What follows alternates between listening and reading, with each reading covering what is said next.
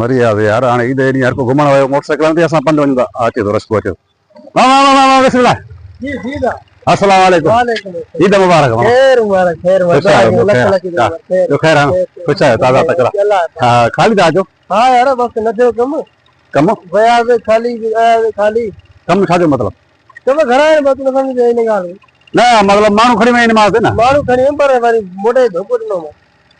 ना छो पसंद खाया ये खा तेरे मां के ये हाल मोटे दिखना रे किरा वरी मोटे देते तो हाल सा वेंदा वड़े माना ईद एडी मां किराए दिखा दी यार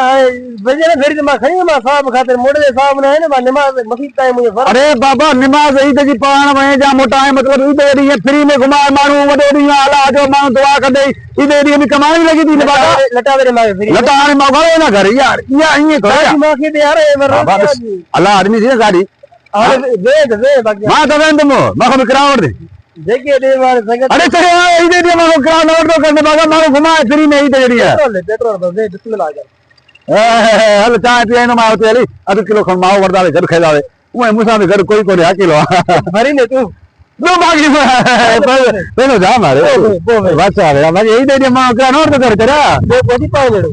इसो रास्ते में ना हुंदे पंदे लाई मां वने जागोने मोटरसाइकिल हले में कोने मां घर कोड़ पंदा है ने हल पो यार किराए गाल न करे बाकी ई चंदा से ना बा उचे हलो था खाण